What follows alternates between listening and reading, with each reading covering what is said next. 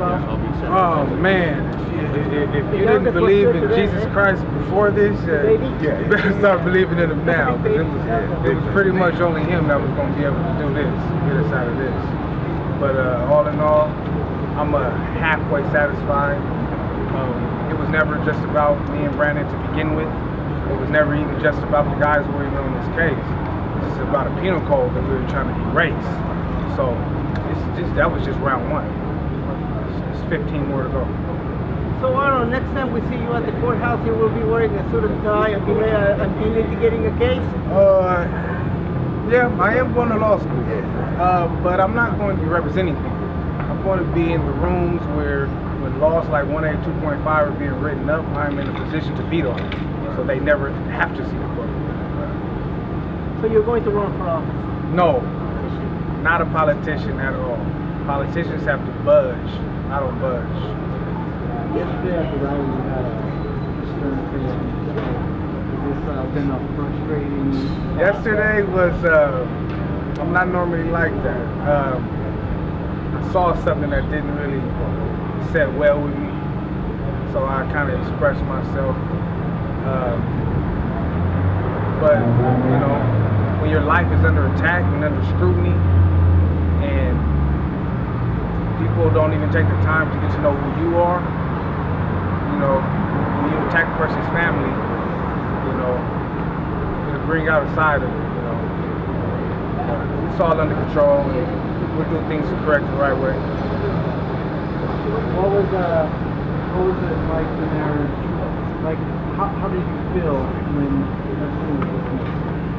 I mean, when he told me when all the charges were dismissed, of course you have a sense of relief and gratitude, but it doesn't change the fact that every morning at 4 o'clock I wake up and I'm waiting for the police to kick in my door. It doesn't change the fact that I'm always waiting for the marshals or the FBI to be pointing assault rifles in my face. I see police officers now and I tense up, you know, so yeah, I'm not physically in jail, but my mind, I still feel trapped, like I'm always, like they're after me. If I can be living in a totally different state and have nothing to do with these crimes, people say they move out to get away from things like this. Well, I moved out and I still wasn't free. So technically, the long arm of the law come to snatch a person no matter where they're at or what they're doing. So I don't believe, as long as 1A 2.5 is still in the books, I'm never going to feel safe. I'm never going to feel comfortable.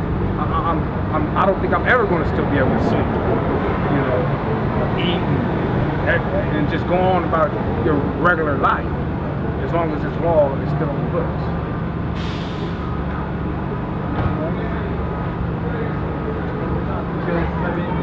I have a question for Mr. Duncan. Are you going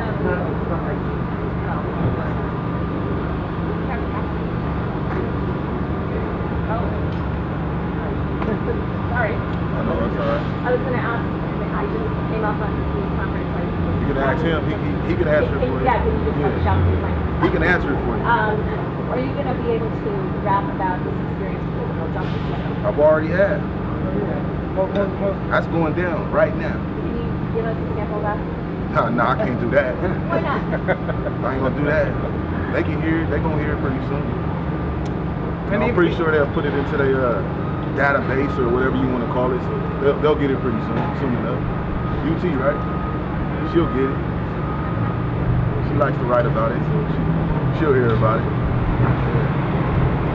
Mr. Harvey, you were offered probation. How tempted were you to take that, or did that tell you their case was falling like a house of cards? 56 years to life to probation, that is something to think about. I think a dog wouldn't even reconsider that. But I knew that it was bigger than me. So even though spending 5 months at that point in time when they initially offered it to me, I had already spent 5 months in jail. So yeah, probation sounded real good. But that would have been a selfish act. I signed probation, now I leave everybody else on the cliffhanger. Not only do I ruin my life with a felony, register as a gang member, I'm a commercial Class A driver's license, you know, trained emergency medical technician, all these things that I've accomplished throughout my life would be null and void. But not only just that, by me pleading out and signing to probation, I'm affecting the lives of thousands of people, not just on this case, but in future cases.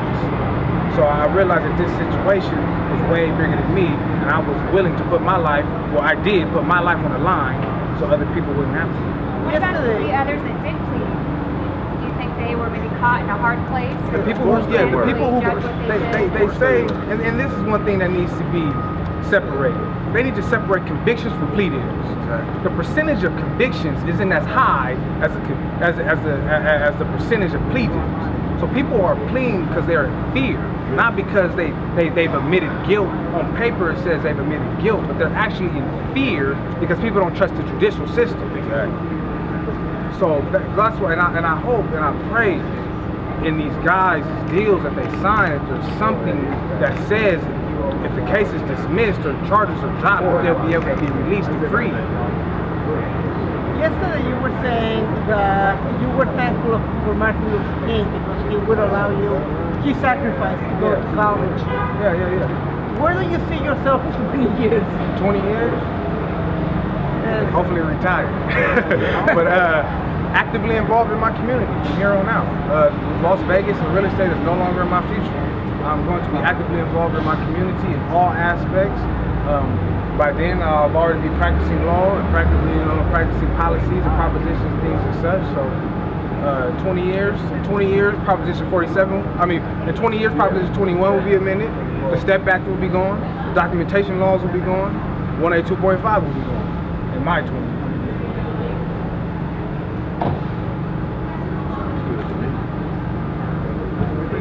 Good. Thank you.